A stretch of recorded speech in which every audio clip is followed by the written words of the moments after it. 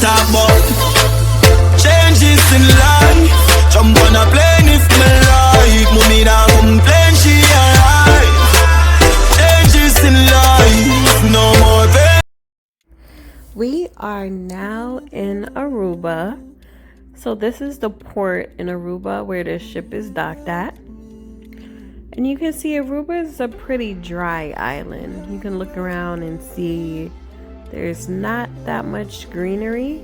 The plants that you'll see here are like cactus, the divvy tree, which the divvy tree kind of looks like, you know, those African, I don't know the actual name, but they're like the African safari trees that are in the dry desert climates. Yeah, that's what it looks like to me.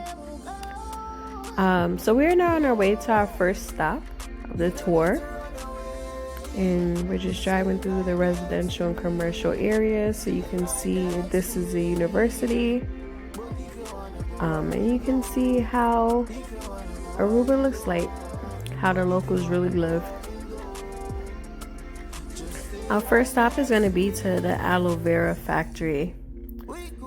So the aloe vera factory has actually been around for more than 100 years. In the past, Aruba used to make most of their money through selling aloe vera laxatives. If you're not familiar with aloe vera, when you cut the plant, there's a yellow liquid that comes out. If you were to take that liquid would make you use the restroom. So that's how they used to make their money. However, due to some legal reason, I don't know what the legal reason is, but according to the aloe vera factory tour guide, he said there's a legal reason as to why they had to stop making the laxatives. However, they do make a lot of other products now in this day and age with aloe vera. They make skin products, they make, you know, soap, shower gels, men care, women care. They even do make some medical products that they're actually allowed to make. And when you go there, you'll see it all on the shelves because they do have a store where you're able to purchase things after the tour.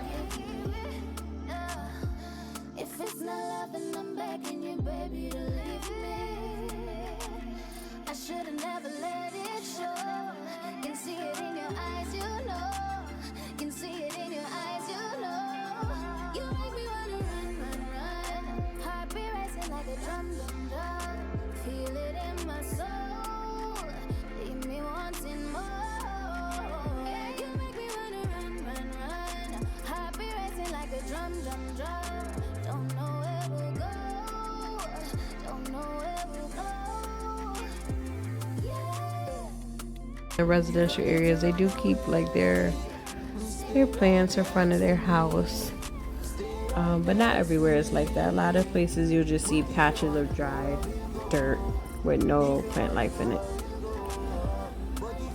But of course it is a dry climate, so they do get little to no rain during their dry seasons, which they are currently in.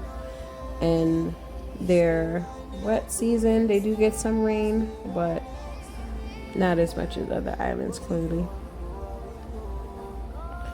Arubans are required to speak 4 languages. They speak Dutch, they speak Spanish, they speak English, and they speak Papiamento, which is very interesting and inspiring. Kind of makes you want to learn another language, you know. As you travel, or as I've traveled,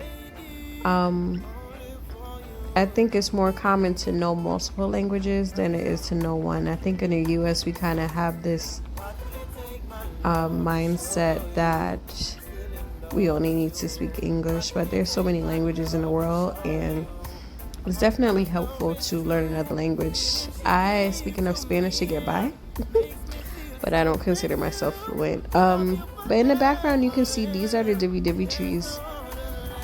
So we're now pulling up to the aloe vera factory. It is going to be on the left.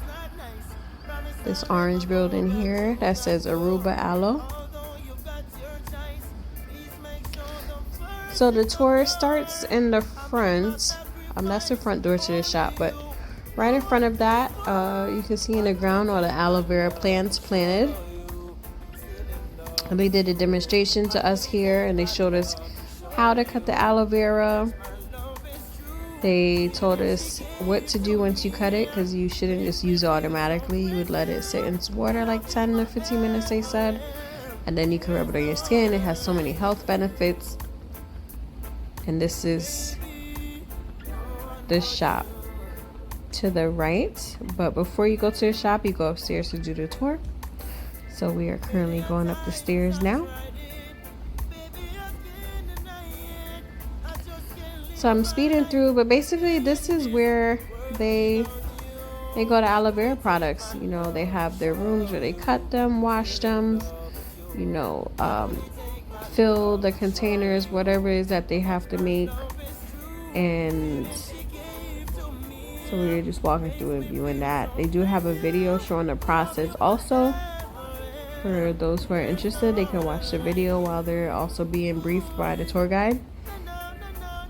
I know this probably isn't the best video, but it was really hard to get the video like I would normally take it, because it was a very large group of people that was on this tour. So normally when I travel, I like to do smaller tours so I can get a lot more content, but this was not the case, so it is what it is. And this is the shop here, so you can see all the products. They make a lot of products. All right, so now we're on our way to the second stop. So the second stop is going to be the Casibari rock formations, which are believed to be formed from past volcanic eruptions. The name itself is believed to come from the Arawak Indians, who were some of the original inhabitants of the island. The Indians unfortunately did not survive. That's the story of a lot of Caribbean islands. You'll find that the Arawaks, Tainos, they were the original inhabitants, and unfortunately colonizers came, then either murdered them or they died by diseases or many other reasons, so on and so forth. They were taken into slavery. But that was the Casibari rock formation. You have to hike up to the top and then you can see the views. Now we are on to our third destination. Our third destination is the California Lighthouse. That lighthouse was built in response to a ship that was sunken. So to be more specific, there was a steamship called the SS California. So the SS California sunk. At the time there was no lighthouse, so a lighthouse was built in response to that, so that they can prevent future ship sinking. So this is the California Lighthouse. It is said to be currently the tallest location in Aruba, the tallest building in Aruba. Costs about $5 if you want to go in to the top and look over, and you'll see the whole view of Aruba. Very nice view. And you can see the beach in the distance. As you can see, a lot of dry vegetation. Very dry island, very dry climate. So that little building that was there is currently an Italian restaurant, but it used to be the house of those who were the lighthouse keepers, or the people who would watch the lighthouse. They used to live there, but now it was turned into a restaurant. So now we are on our way to the beach in Aruba. I think that was my favorite part of the tour, to be honest. I love the beach, and I love the beaches in the Caribbean. I love the clear water, clear blue water, and white sand. Like, that's my thing. You know, growing up in New York, our beaches are not like that. The water is very dark and dirty, to be quite frank. And yeah, I'm not a fan of it. So any opportunity I get to travel and go to the Caribbean and enjoy their waters, I'm excited about that. So this is Aruba's downtown area. You can see the downtown area is a lot more developed. This is where you'll see all the major hotels. A lot of the resorts are in this area. Some of the resorts have access to the beach, or I should say are specifically located on the beach, so you could just leave your resort, walk onto the beach. But not all of them. You see the blue water in the background.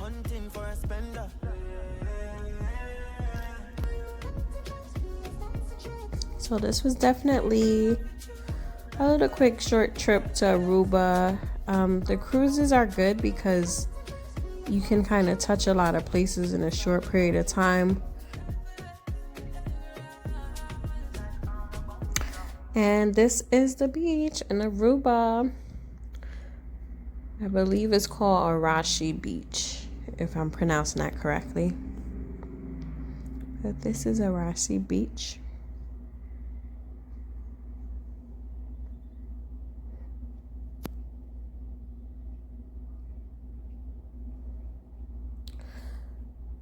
And that brings me to the end of this video. Thank you again for joining me. It's a quick little video of Aruba. And I'll definitely be back one day because I want to stay at the resorts. I can give a review of those. But this is a quick little tour of the island. I appreciate you tuning in. And like always, thank you for traveling with Shauna.